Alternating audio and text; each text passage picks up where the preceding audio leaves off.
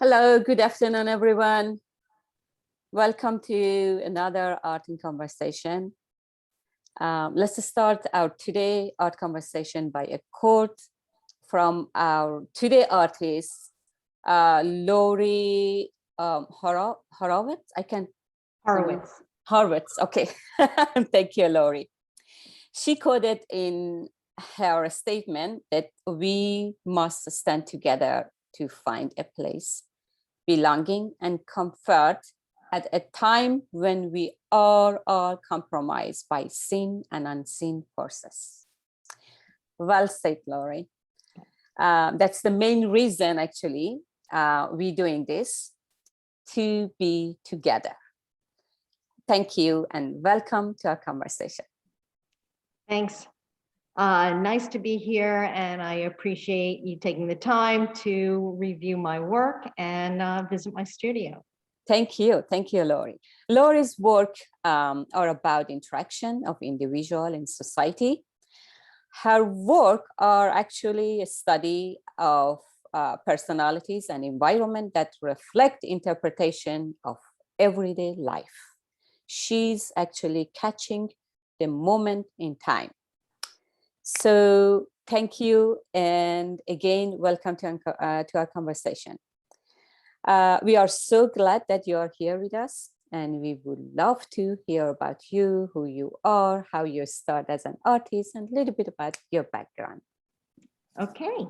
Well, I started out studying painting, photography, and sculpture in art school, and quickly realized that I tended towards three-dimensional work rather than two. I tend to see things three-dimensionally, and therefore I moved away from painting and more into sculpture. My first job out of school was as a set designer. I realized I had to make money as well as support my work as an artist. And I quickly got involved with working in film, TV, and theater and exhibit work. I did large-scale professional sculpture. And after a number of years of doing that, teaching in the theater and film department, set design and scenic art, I decided to concentrate more on my own work as a fine artist. I produced many different things and learned many different skills from doing this type of work. I got myself into the United Scenic Artists Union as a scenic painter, painting backdrops and scenes that were, tremendous sized. Versus when I first started out as a model maker, making tiny little pieces. So all along the way, I accumulated lots of different skills, which really helped my practice as an artist. Mm-hmm. And I saw in your statement, you said using skill of the past and combine them with new methods. Would you, before we go and see some of your beautiful artwork, explain about this, what you did exactly, what method from past you used? Well, and okay, well, when I tend to go and visit churches and historical sites, and in many of the artwork from the past, there were a lot of works in encaustic wax, carved wood, metals, welded metals. And over time, I tend to experiment with these materials, the natural patinas that are formed, and push these traditional materials into more contemporary usage. I experiment and push the boundaries that maybe were the past use of these materials and make them more interactive. Okay, wonderful. I mean, somehow you create your signature by inspiration of past methods. Right. Right. So let's see some of your beautiful artwork, very symbolic, and I'm sure there are a lot of stories in each of them. As I was scanned through your website and I was admiring your work, was wondering what are this work are about. And then I read your statement, which is more about people. Mm-hmm. So environment. Yep. yeah, so I feel that my place as an artist is to reflect what's going on in society. People tend to just walk past things, experience things, but really not look deeply into them. And often things are difficult and painful to look at. And I feel like my job is to take that, digest those issues, and visually translate them in my work. And my work isn't always beautiful or calming, it's sometimes very disturbing, but I think these that's the truth. That's the truth. Life is not always, life is not always beautiful, sometimes terrifying. So you portray the truth in society, so which is not always beautiful and pleasant. Right. My past work, I would go and meet people in society, interview them, find out their stories. And a lot of the work is about making judgments about people and taking things at face value. And I like to go past the facade and look deeper into the issues, deeper into these people's past, hear their stories, and translate them into my work. And when COVID hit, my subject matter was gone. I couldn't go and meet people and talk to them and go out in society. So I started to take walks in the woods. I'm a tree hugger, nature lover. And I went into nature and I found these small root formations called cedar knees or cypress knees that grow in swampy areas. And I looked at them and all of a sudden I realized I found my people. These tiny little root formations looked like groups of people. Yes. And this then was the beginning of what I called my Exodus series. And it happened to coincide with what was going on at the border in Mexico, the southern border, and what continues to go on at borders and people being persecuted all over the world. And now is very, very important in what's going on in Ukraine. So the work really somehow reflects what's going on, and maybe it's the influence of the media or what I'm hearing and seeing, but it affects me and it is portrayed through my work. Yeah, I think this is what I just opened in your website. This is the series you are mentioning about, right? Actually, this is this series was early on in COVID. Yes, so this is part of it. These figures are the positioning or the body language comes from the drawings I did of those root formations and the figures that came out. So all of these pieces really have to do with the despair, the loneliness, the isolation that we felt during COVID. The gauze pieces represent, sorrow and grief, and a lot to do with the death that was going on at the time. A shroud representing a burial shroud, as well as a type of skin that we need to penetrate and see through to understand what's going on underneath all of the situations. These pieces here that you were just showing. Okay, sorry. I mean, I think I have them in your PowerPoint here. Right. Well, we can go through them. Those are done 2022, 2 years after the gauze pieces. And they are encaustic wax. They are using many different materials, and this is really representing what's going on in Ukraine right now. And it's the idea of people fleeing, finding place, seeking comfort, and as a unit. And these, what I do is I take my small drawings of the cedar knees and I blow them up on gauze. And then I sculpt the actual pieces behind with wire and mesh and batting and almost quilt it. So they're a relief of about from 4 to 6 inches. And then I apply encaustic wax and I really start to paint it. And all the sort of rust colored orange material is actually torched copper, which is woven into it. And they're very textural and they're very Yeah. three-dimensional, which is kind of a telltale sign of my work.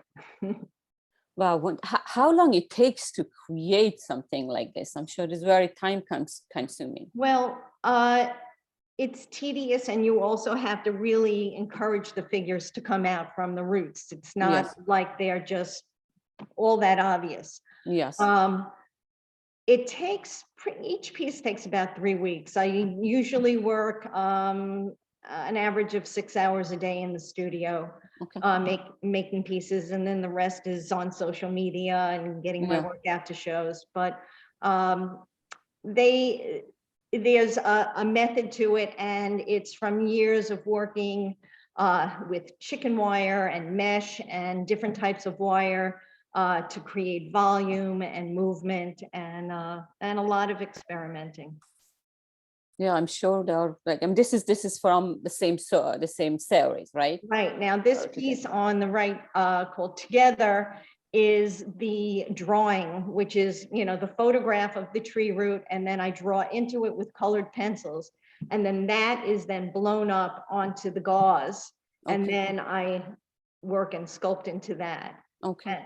And the one next to it, Sorrow, is another piece that I have that I also turned into a painting, but this is just the tree roots which are drawn into, and you can see the figures that are coming out from them. Yeah, I see the statement you made. I'm finding humanity through nature, a place to which I have unlimited access. That's true. Some people see the inspiration and take advantage of it in a good way, which is you did. So as I progress through now, my work is getting a little bit lighter and more colorful. Still, this is a dark piece, but this is, again, having to do with people finding place, immigration, and, a lot of what's going on in Ukraine right now. And they're very textured. There are roots in this. There's a lot of metal. This piece, it was important to me to sort of break the edges and experiment with the idea of not having it in a frame, of having it, sort of pass the barrier. Okay. So which is, I see. So that's the age of it, right? With those Yes, mesh. yeah. Okay. All right. And Search for belonging. right. So these two are based on also on drawings. They're smaller pieces, a lot of encaustic wax, a lot of gauze, fabric, copper, and this the bottom right corner of Search for Belonging. That is sculpted copper. And then it has a very heavy patina on it, which I create with vinegar and ammonia and salts. Wow. And all of my patinas I like to do naturally. I don't like the idea of, painting my metals.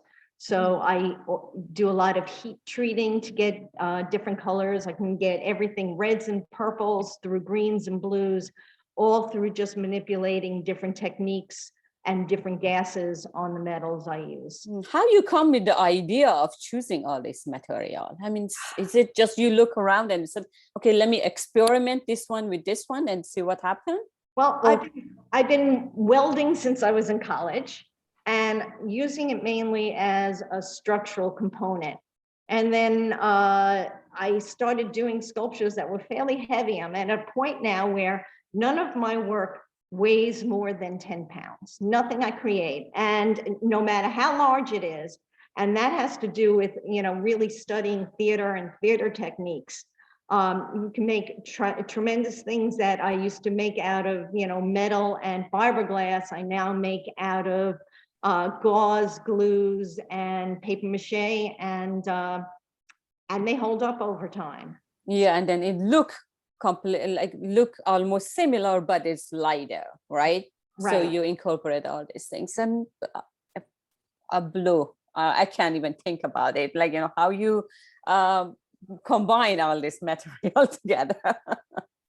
Well, that's the part I find the concept and the subject matter as important as the execution and the materiality of it. I think it's, you know, the torch copper representing, you know, like burning and aging. They all play parts in it. I think the more adept you are at using different materials, your whole vocabulary really becomes larger and louder. I think you can do more, you're not limited. So the idea of being limitless in what you can do is really a fantastic thing for me. Yeah. So this one, what is this? Is it on a wood? What's this? What's the surface of this? So this is another drawing. These are photographs that I then go into with colored pencil and do the same drawing into them. So the background here is, it's a really tiny little fungus, really brightly colored tiny fungus. And these are the roots growing out of the ground in the area. And just, you know, really going in and forcing the figures to come out of them by drawing into them. Wow, beautiful. Wonderful. So this is a little lighter in terms of subject matter. So this is called Amongst the Lilies, and there's some beautiful areas that have, you know, colorful lilies and also these root formations coming out of them. And in this piece, it's really a combination of so many different of my techniques and materials. There's encaustic wax all throughout. There are figures that are sculpted in copper wire that are in front and on top and sewn in. And then the whole piece itself is quilted and sculpted three-dimensionally, and is almost like a shelf coming out at the horizontal. And that was twofold. One, it's to control the light beneath it so that I can get the shadow. And much of my work deals with shadow work, which is the theatrical nature of it. In theater, there's something called a scrim that you use, and it shows a reveal. So there's equal amounts of material and holes. And a screen does the same thing. So you're getting this solid effect of an image, and then when light projects through it, you get a shadow that looks like a graphite drawing. And so in some of my pieces, the shadow is the finished piece. So this is the bottom part. It's part of the whole piece, right? Is it hanging from that? It hangs from it, and basically makes an equal size image beneath the top portion of the piece. I have a video, I mean a clip here. I think that's the same thing, right? Or this is different? No, this is an earlier piece. So which is this is not about similar to that shadow. I think you have it in your website, and I'm gonna go. But this is, I see a lot of figures, right? I mean, there are a lot of figures.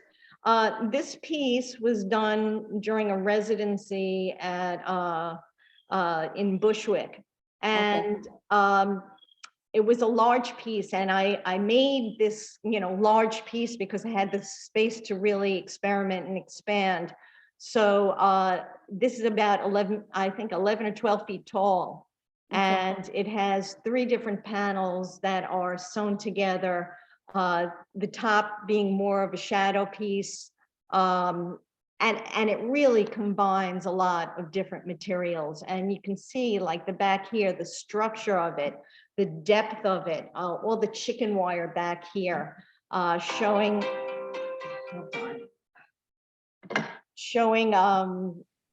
really the structure of it. It has chicken wire and gauze and all sorts of pieces in it that are painted with encaustic wax, a lot of torching. Anyhow, Yeah, Miss, I saw in your website also you have some installation, which is you kind of create the same technique, right? This one, I was Right. wondering if that's, which is you create all these figures, all these also. These are all, Okay. those are all shadows. So you can Shadows. see the sculpted piece in front of it, and what's on the wall is the shadow of it. Wow, wow, beautiful. Miss, I saw the video. I didn't see them in person, but I was wondering, are they shadow or you draw on a wall? So it's so beautiful, right? I'm sure it takes long time to create a figures like this, right? Actually, it doesn't. At this point, I'm very adept. If you look at maybe, let's see, occurrence, if or even this one, the On Guard, which was actually a piece I did that was in a vault in an art gallery. Okay. And basically it's sculpted, and that's a little bit larger than life, the figure. And at this point, the folds create the lines. Okay. And there's a bit of a science to it now, and I can do them fairly quickly. But the Yeah, when shadows, you get good in it, right? You can right. just, yeah, for me, as I never try it, so I think it's something impossible. I can't really do this. So I started out with a much heavier mesh, which was very hard on my hands. And that's why I keep switching techniques. I do the wire, which I love to do, but then my thumbs wear out and I have to go back in and I start doing the paper mache, which is, this is a good example of the shadow piece. Okay. It starts out in chicken wire, which is my main medium. And then I very tediously sew black wire screen mesh onto it, all around it. And the interesting part of this piece is when it's properly lit, you can't distinguish the actual piece from the shadow. They're exactly the same color and the same texture. And the idea is to use a single focus spotlight like you would in theater. Yes. Get a very crisp image from it. Yeah, that shows your experiments and and experience and all this together to create, and science, as you said. So they're all together, right? Yeah. So again, and this piece Shrouded was done during the time of like so much death going on, and the sorrow that you felt during all that time. Yeah. Wow. And it's very important to me to get body language across. Things have to feel like they're moving in sculpture. Wow. They cannot be stiff. They cannot feel like there's, a rod up the center of it. And getting past that and getting them to move is a really essential part of sculpture for me. Wow, beautiful. What material are inside that? Are these also wood and root? No. This piece weighs probably about a pound, if that. Oh, wow. Okay, Okay. and it's probably, it's 20 by 20 by 20. So it's a reasonable sized piece. It's chicken wire, and then I have woven copper. It's like woven copper that I sheet the whole thing with. And then on top of that, there's a glistening copper mesh. It's like a woven mesh that wraps around that. It's all sewn together. And then the shroud is just placed on top of it. And then I use like a crystal clear, a clear urethane, and I spray that on top and it just holds. All right.